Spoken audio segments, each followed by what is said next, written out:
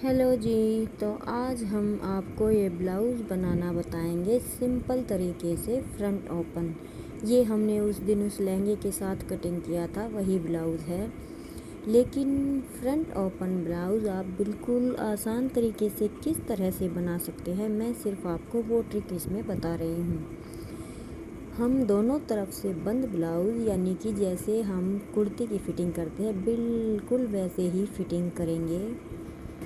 अगर आप शुरुआत में ही फ्रंट ओपन ब्लाउज़ कट करेंगे तो हो सकता है कि आपका गला टेढ़ा हो जाए या एक हाफ में उसका पार्ट ना बने, या हो सकता है कि आपका एक साइड से गला ज़्यादा दिखाई दे, दूसरी साइड से कम हुक आई पट्टी करने के बाद।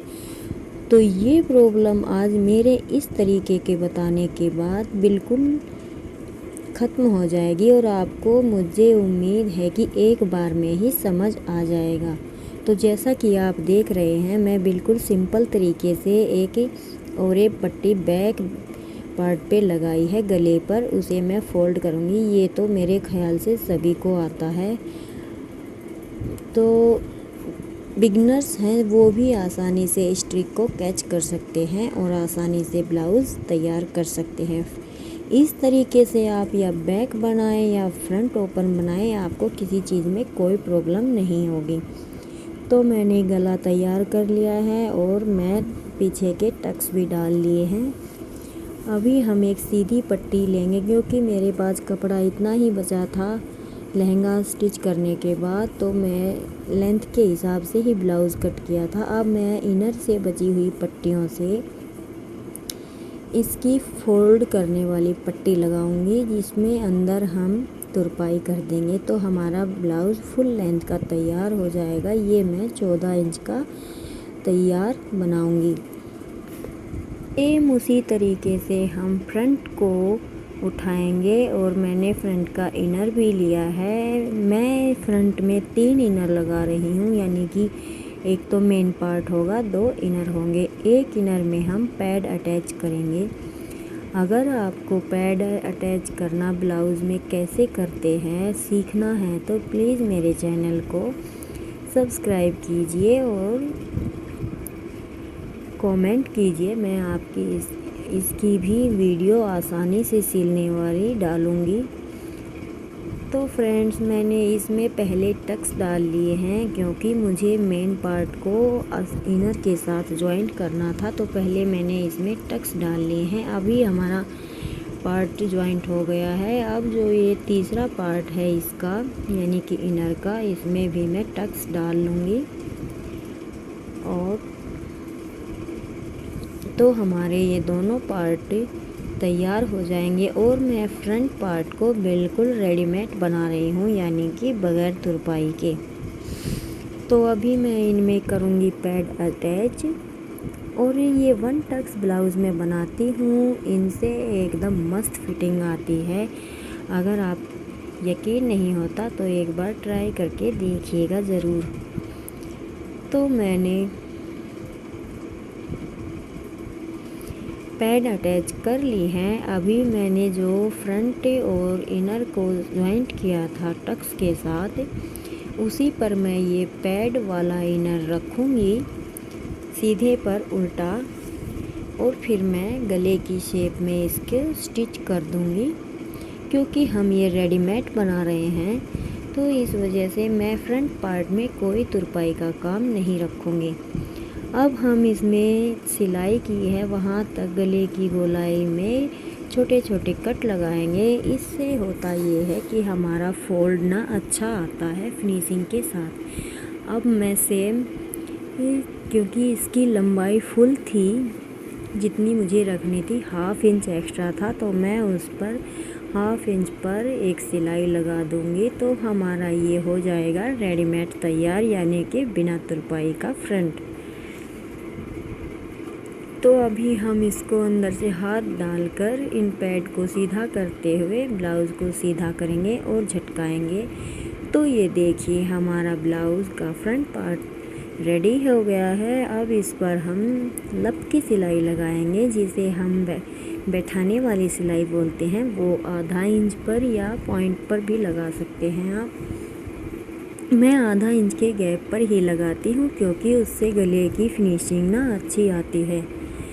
और ये हैवी वर्क में है तो ज़्यादा सिलाई दिखाई भी नहीं देगी, लेकिन हम जब रेडीमेड ब्लाउज़ लाते हैं तो वो कुछ इसी तरीके से सिले हुए आते हैं और अच्छे भी लगते हैं। और आजकल तो रेडीमेड का ही ज़माना है, सब कुछ रेडीमेड लग गया है। पहले लहंगे सिंपल बनाकर डाल लेते थे, लेकिन अभी बिना कैन के तो जैसे लहंगे की वैल्यू ही नहीं है। तो अभी हमारे पैड भी अटैच हो गए हैं, हमारा गला ब्लाउज़ फ्रंट बिल्कुल तैयार हो गया है। अभी मैं इसका निकालूंगी बीच सेंटर, और सेंटर में हम करेंगे एक मार्क चाक से, क्योंकि यहाँ पे हमें फ्रंट ओपन करना है। तो मैं चाक से निशान लगा लूँगी और इस पर आधा इंच के गैप से, यानी कि जो हमने चाक का निशान लगाया है उस पर एक पैर की सिलाई इधर और दूसरे पैर की सिलाई इधर, क्योंकि इसमें हमारा सेंटून फैब्रिक लगा हुआ है जो कि बहुत फिसलता है। तो इस वजह से मैं इसमें बीच सेंटर में सिलाई लगा लूँगी। अभी हम बैक और फ्रंट को जॉइंट करेंगे। जॉइंट करने के बाद हम इसकी फिटिंग लगा देंगे।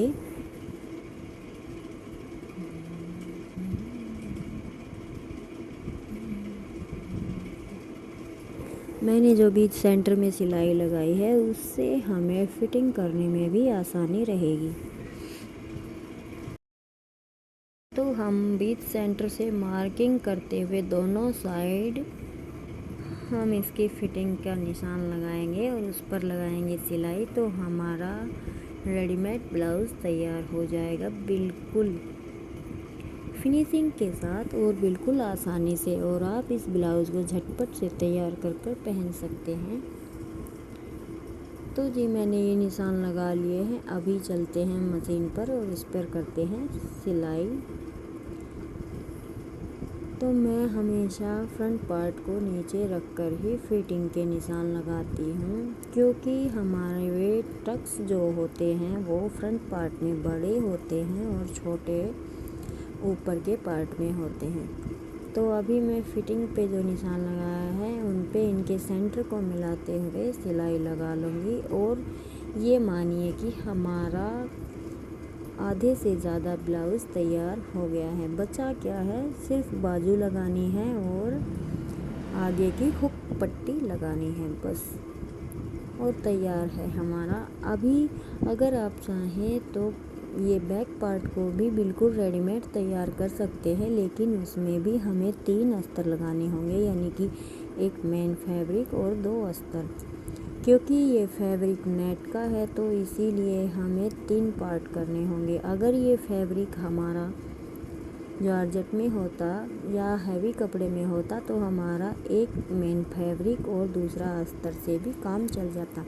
और जो साइड में ये एक्स्ट्रा कपड़ा है मैं इसे कट नहीं करूँगी, क्योंकि कुछ दिन के बाद अगर हमें लूजिंग चाहिए तो फिर कोई ऑप्शन नहीं बचता है हमारे पास। लेकिन हमारे ब्लाउज़ में अगर अंदर जगह है तो हम उसे थोड़ा लूज कर सकते हैं। तो ये देखिए हमारा रेडीमेड ब्लाउज़ है बिल्कुल तैयार फिनिशिंग के साथ और एकदम परफेक्ट फिटिंग के साथ। अभी हम बस इसमें अगर आप चाहें तो मैं ये आपको निशान लगा के दिखा रही हूँ, यहाँ पर आप 1/2 इंच की सिलाई लगाकर छोड़ दें और अपनी फिटिंग चेक करने के बाद चैन भी लगा सकते हैं, वो आपकी इच्छा पर है। तो अभी मैंने जो बीच में 2 सिलाइयाँ लगाई थी सेंटर पार्ट में, वहाँ से मैंने बीच से इस ब्लाउज़ को कट कर दिया है। ये हमारा बिल्कुल इक्वल और आसान तरीका है। ये आसान तरीका आपको आज तक किसी ने नहीं बताया होगा। इस तरीके से अगर आप अपना बैक और फ्रंट तैयार करते हैं ब्लाउज़ का, तो यकीन मानिए आपके गले की गोलाई बिल्कुल बराबर रहेगी, कहीं से भी कोई अंतर नज़र नहीं आएगा। और अब आसानी से वो जो सिलाई हमने लगाई थी वो इसी के लिए लगाई थी ताकि हम बीच से जब इसे कट करें तो हमारा पार्ट इधर उधर ना हो, क्योंकि सेंटून फैब्रिक है, खिसकता ज़रूर है। इस वजह से वो स्टिच लगाने के बाद जब हमने बीच से कट किया तो वो कपड़ा वहीं पर रुका रहा। अभी हम इस पर जो हुक पट्टी और आई पट्टी लगाएंगे वो हमारी आसानी से भी लगेंगी और फिनिशिंग के साथ भी लगेंगी। अब आप इन पर तुरपाई लगा लें और हुक और आई कर लें तो आपका ब्लाउज़ है रेडी टू यूज़। अगर आपको मेरा चैनल या मेरे वीडियोस पसंद आते हैं तो प्लीज़ मेरे चैनल को लाइक कीजिए, ज़्यादा से ज़्यादा शेयर कीजिए, और अगर मेरे चैनल पर पहली बार आए हैं तो प्लीज़ इसे सब्सक्राइब ज़रूर से कीजिएगा। आपको इसी तरह के मज़ेदार वीडियो मेरे चैनल पर देखने को मिलेंगे। मुझे हर एक्टिविटी पसंद है। आप जिस तरह से कमेंट करेंगे मैं वही एक्टिविटी इस चैनल पर लेकर आऊँगी। और मैं सिलाई बड़े टेलर के हिसाब से नहीं, एडजस्ट के हिसाब से करती हूँ, यानी कि सामने वाले का हमें देखना होता है कि वो किस चीज़ में रुचि है। आज के फैशन के हिसाब से हमें सामने वाले का कपड़ा स्टिच करना होता है, हमें उसके मन को पढ़ना होता है।